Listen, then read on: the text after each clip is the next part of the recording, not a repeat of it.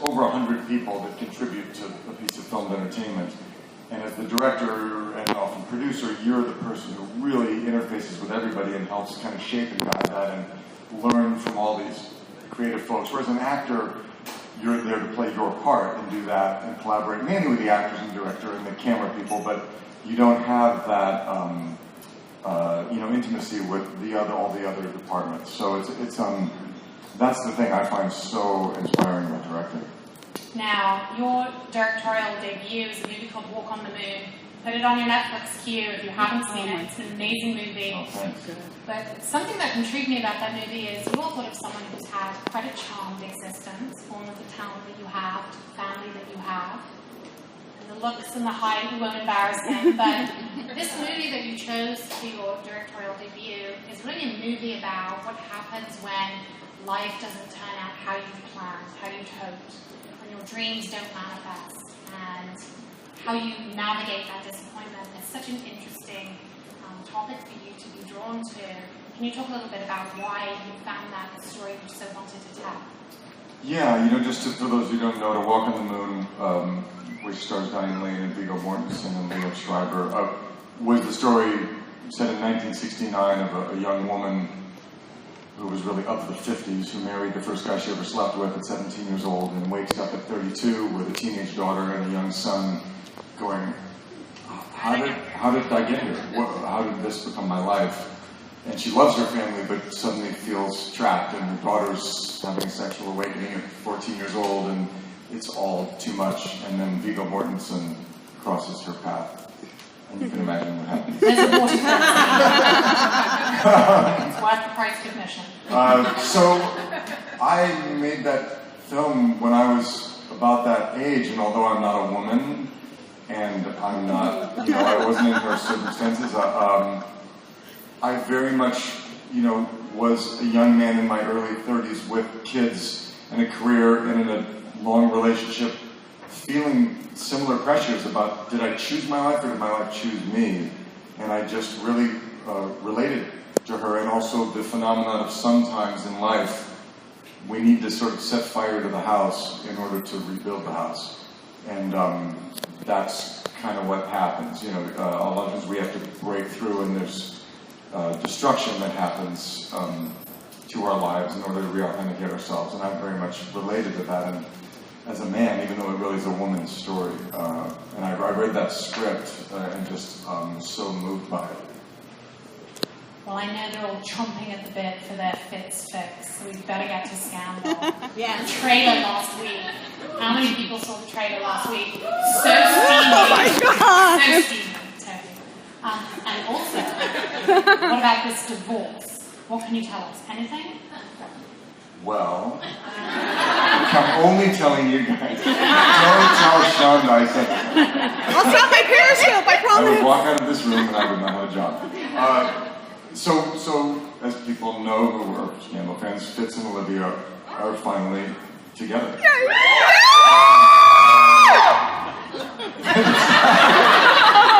It's not going to be easy. So where we go, and I booted Melly out the door because she helped murder 17 people. Which she claims was not her fault at all, but I just so it really, where we launch into the season is looking, well, what does that look like, and what does that mean for Liv and Fitz to try and be together? And yes, it's hot and sexy and fantasy fulfillment, but is the reality match the fantasy? And I don't think so much, I think it's clear Fitz and Olivia, what they feel about each other is deep and genuine and real. But what I find really fascinating, what we really get into exploring, is the impact of their circumstances. It's like, okay, be careful what you wish for. What does it mean when the President of the United States and the woman he loves, who is not his wife, suddenly try and make it work in the fishbowl that is the White House and all the pressures, and an ex-wife who has been turned out of the house, and, so, yeah, hijinks ensue, I guess is what So one of the things that's very intriguing about Scandal is we navigate some really morally murky waters. And these characters do some really extreme and outrageous things, and yet we stay so connected to them and so committed to them.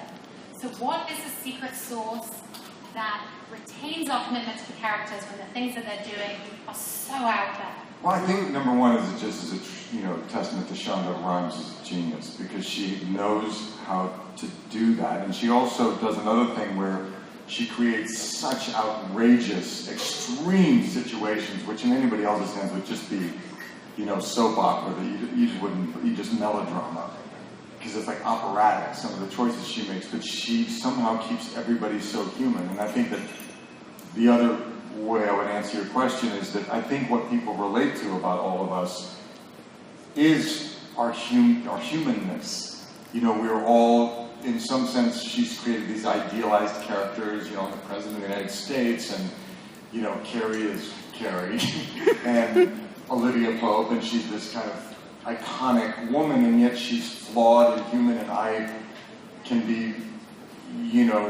romantic and great in some ways, and yet totally flawed, and sometimes dark and evil and mean and misbehave, and yet I think it's those very contrasts that make us relate to these characters, because we're human, and then Shonda just takes it to an outrageous extreme, oh yeah, Cyrus and James, they just love each other, but Cyrus... You may play the most powerful man in the world, but within the world of the show, and in the world, talk a little bit about the women and their strength and power, that dynamic in the world of Scandal. Yeah, I mirrors my real life is like that. Father of 2 grown daughters and a powerful woman who's my wife. But I find that, I've always been drawn to powerful, dynamic women in my professional life and in my personal life, and, Shonda Land is full of that. It's all about that. And as a man, I find it, as you just said, I find it ups my game, and I find it inspires me every day, and I think that,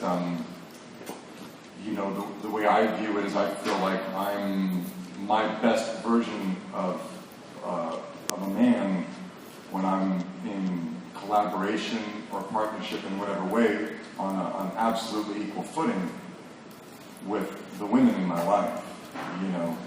Both whether professionally or personally, that complements whatever I bring to the party. The culture of Shondaland, it doesn't feel competitive or threatening in any way. It's more inspiring and challenging. And in the world of television, obviously the scheduling is so intense. You spend so much time with these people. Shonda Rhimes, she's running an empire. Part of her genius is being a storyteller, but part of the genius when you're putting together the world of a show is being a leader creatively, being a leader in the production and creation of the show. What do you think are Shonda's special qualities, both as a storyteller but as a creative leader of this ecosystem which is creating this story? If you had to put your finger on sort of the beating heart of her genius, what would you say?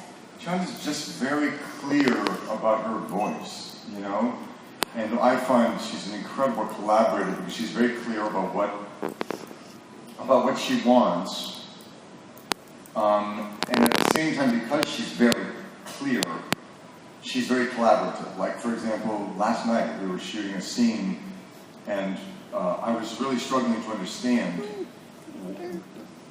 what it was, because often in Scandal, people are, what they're feeling, what's going on is very different than what they have to be saying. And it's so complex, especially 5 years in, I was struggling with it. And, I reached out to her immediately, and we had this long email exchange back and forth where she just opened up to me about what she was thinking. And the way that she phrased it was, she said, Tony, first of all, I'm going to quote her, I love that you have thoughts, I love our collaboration. She said, as in all of our show, as you know, the text is the text, which means you're going to say what I wrote. But that said, I would never tell you how to play it, but here's what I was thinking. And she launched into this incredibly complex, in-depth answers to the various questions I had asked, which, and finished it with such an appreciation of the fact that I had, so it was weird. It was this combination of openness and yet absolute certainty about what she was after. And that's a very rare combination of things in leadership, Now, fans of Scandal, one of the things we really love are the monologues, these powerhouse dramatic monologues. And I remember watching a behind-the-scenes interview with Michael Douglas about shooting Wall Street with Oliver Stone, who you've also worked with. And they said to him, what was one of the most challenging things about the performance of Gordon Gekko? And he said, getting through that dialogue, developing the breath control to do that. Your background is in theatre. Does that give you an edge when it comes to delivering a monologue on Scandal? Oh, yeah. I mean, all of us on Scandal, I can't think of anyone in our cast who didn't start out in the theater or work fairly regularly in the theater. Because Shonda writes these arias, which are really theatrical monologues.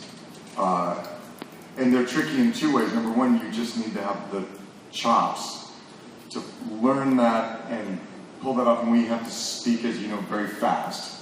So you can't sort of plod your way through it or it just doesn't work. And you also have to have an ability to do that in a way that feels very, very natural. And isn't like, I'm going to give a speech now, and then you're going to give a speech, because we do this sort of dueling monologues thing. So yeah, it is very much being able to, it comes down to breath control and figuring out where to breathe and what the rhythms of a piece are. And so it feels very much like doing a play every week. Speaking of dueling monologues, who have monologues everyone? Who monologues and you're like, I'll go home now? Bellamy, Nellie wins the monologue oh my stage. God, she's just amazing.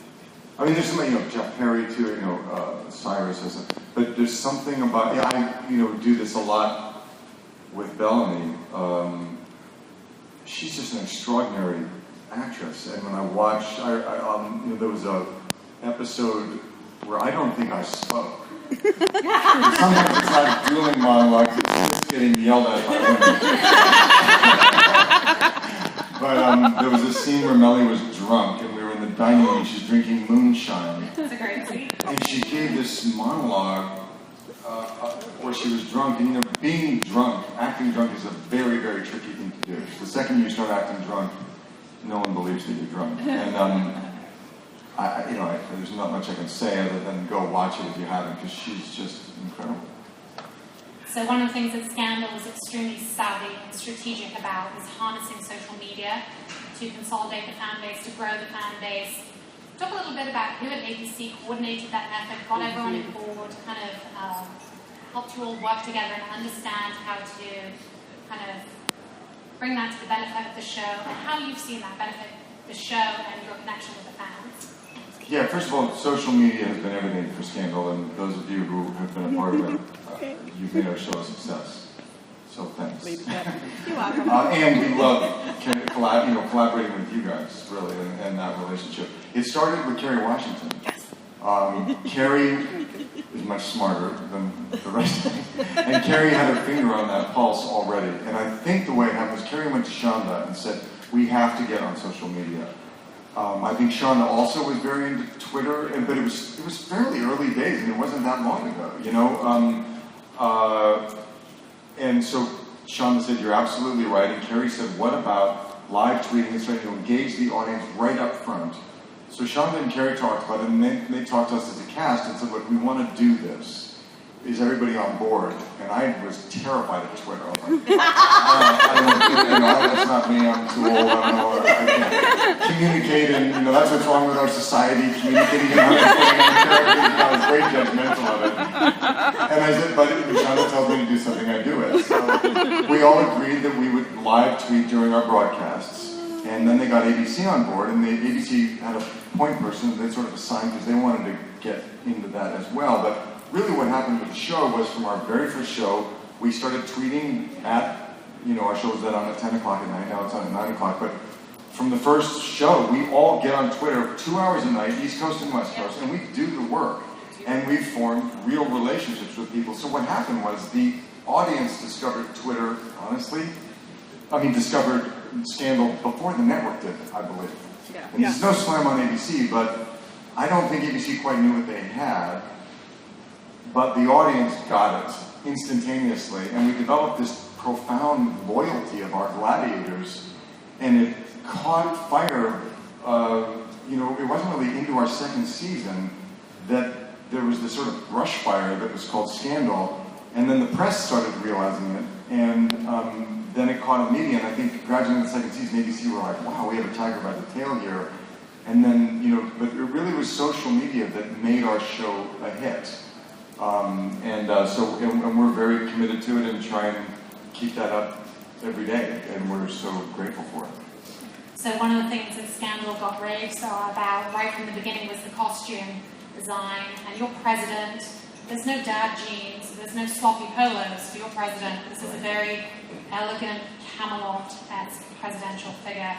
Can you talk a little bit about the work you did with the costume designer, how you developed the look of the president, and I noticed that she reintroduced you as Hooks Feathers as well, that became part of the wardrobe for the show. Right, Lynn Paolo was just a brilliant costume designer who I had worked with. I had done a directed a pilot for NBC a few years ago and hired Lynn, and just thought her work was amazing and admired, all of the work that she had done. But I can't take a lot of credit for it because, the thing about a great costume designer is that you walk into your trailer and you're in a fitting, and she has some clothes there, and you put them on, and you go, yep, that's the guy. Yeah. And it's a tremendous help as an actor because you often find your character in the clothes that you wear. And so, that said, Lynn is very collaborative, and I just wanted to push Fitz a little bit away from the very conservative,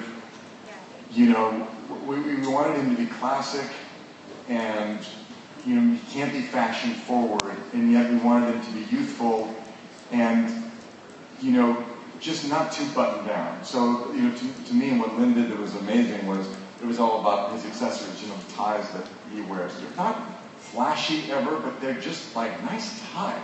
Yeah. Wow, that suit is cut really well. It's not just the simple little things that she does. The kind of shirt. I basically wear blue suits and blue shirts and blue ties. But there's the subtle spectrum that Lynn has created that does it. And whenever I am in casual clothes, there's a sexiness to them without ever pushing it or trying too hard. And so, in a way, honestly, that helped me define my own personal style. And I started having to wear a lot of clothes to promote the show. And yes, you mentioned Brooks Brothers. That was really what sort of reignited a relationship between me and Brooks Brothers, because Brooks Brothers, Lynn was like, Brooks Brothers is doing amazing things with their clothes and with their men's line. It's so contemporary, and I think it really will work well on you, and you should check it out. So we tried some Brooks Brothers suits, and I was like, that's right. And they even have a line of clothes in their menswear called the Fitzgerald line. Oh, wow! You're kidding me. Like, try on some of their clothes just to see how it worked, and it said Fitzgerald, and I was like, that's so weird. And they fit me perfectly. So they custom made some suits, and I tweeted this out. They put inside inside the thing, it said, custom made for President Fitzgerald Thomas Grant III, my Brooks Brothers. Like, oh, that is so cool.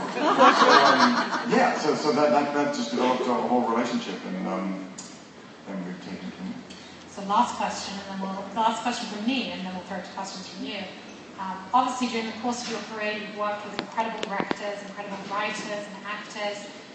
Obviously, within your own family, you had a large well of wisdom as far as Hollywood is concerned. Of all the pieces of advice that you've been given over the course of your career, what do you find is the piece of advice that you return to again and again in your mind? To me, there's two. But the one was really from my father, and I think that was from his father before him. That this is a survivor's game, and the thing I feel most blessed about, as hard as it was starting out as an actor, it was something I knew that I felt maybe not everybody knew, that it wasn't about, it's not about grabbing the brass ring, It's not necessarily about being up here, because I'm up here now, and that's amazing, and I'm grateful for it. Or being on the cover of a magazine, or whatever it is, or happening to be starring in a TV show, or being in a movie, or, you know, it's a continuum, and it's about creating longevity in a career and building a body of work. And you'll have peaks and valleys, and those are an important part of the process, you know, because there's this illusion, particularly in show business, that you gotta be hot all the time, and that there's somebody out there who's hot all the time, and nobody in life is hot all the time. That's a fantasy that we want to create, you know, in any endeavor. We all, of course, want to be it, but it's not reality, and that was incredibly helpful to know, and it's something I now know and try and impart to people who maybe are less experienced than me, you know, and then it's something I then give myself permission, just put my attention on my work and on the quality of the collaborations that I have, and try and all I try and do is make my work better, and my work is never good enough. And so when you just put your attention on that, there hopefully is just an upward, you know, arc to the graph. Yeah, so as opposed to always thinking, but I'm supposed to be up there. You know, that's an illusion and a delusion, and it's a trap. So that's really in terms of my... So there's the second piece of advice. The second one really was when I was 19 years old and wanted desperately to be an actor and had no clue if I could pull it off. You know, and although you would think in the show business family the doors would fly open, it actually wasn't really like that. Early on, it felt more of a burden to me. There's not that much that people can do for you if you want to be an artist. People are like, oh, do you want to be an actor? Great, you know. There you go. Yeah, right. So, but my brother-in-law, my sister's husband at the time, was a brilliant jazz musician and very successful, and he's a genius. And I was sort of complaining to him about, I don't know, knowing when I was your age, I went through exactly the same thing. And what I told myself is I had no idea if I could do what I wanted, if my dreams would come true, but if I commit 100% to my dream, to my passion, either it will be what I think it will be now, or it will lead me to something that I have no idea what that is. But if I don't commit 100% to my passion, then I will be the guy at 40 years old who looks back and goes, oh, maybe I could have done that. You know, maybe I could have, if I'd taken it, I could have, maybe I could have. He said, you don't want to be that guy. And he said, maybe I'll be a teacher, I don't know. But and it's the thing that in my darker days, you know, of struggle, literally, when I was sure I couldn't make it work as an actor, and I'd been rejected by everybody, I was like, well, you know what? I made a commitment to do this, and I'm just going to commit until something else reveals itself. And that's something I have come back to, you know, and as I said before, imparted to younger people, you know, the thing, it's everything. So those are the two things that I... Commit to your passion, people.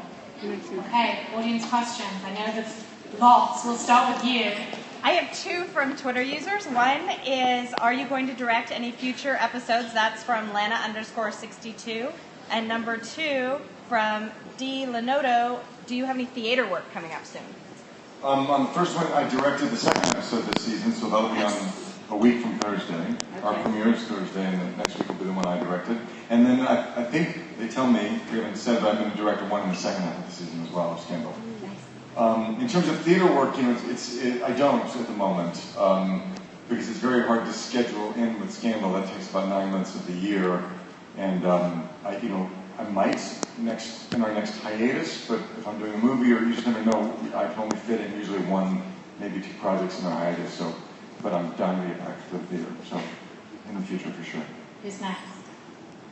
I've been a gladiator since the beginning, so I'm Amanda, but you might know me as LAlupusLady. Oh yeah. When you tweet me, and I scream, and my husband's like, "Who tweeted you now?" And I'm like, "Mr. President." He's like, "Barack Obama." I'm like, "No, the real president, Our president. our president." So thank you so much for. I do have lupus, and I'm also enjoying being a gladiator. Helps me get through the days, and when you guys retweet me, it's great. But I also have another question. What is your favorite time of day? Like, it's not 7:52, or is it 7:52? 7:52. Wow, no, that's not my favorite time of day. It's a Huck reference. I know, I got it. I did. That's so dark. Sorry. Wow, my favorite time of day And everybody's freaking out on Periscope. is Totally freaking out. wow. I think getting up in the morning and having the day to look forward to, which is my favorite thing. Thank you. Having coffee. Yeah, thanks. What's your question? Hi, Tony. Did the name Goldwyn make it harder for you, do you think, as you progressed? Because the way you describe being an actor is what all other actors go through. So was it a hindrance to be Goldwyn? Yeah, I was saying before, it was a funny thing. It may have just been my hang-up, frankly. But it felt really hard at the beginning, and then it became this extraordinary blessing as I got a little bit older.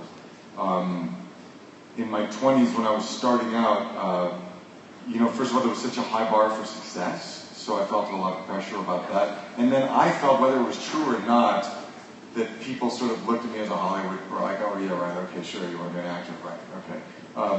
That I felt I had to doubly prove myself. And again, that may have been not at all what people were thinking, but that was my concern, that I felt I had to, prove my mettle.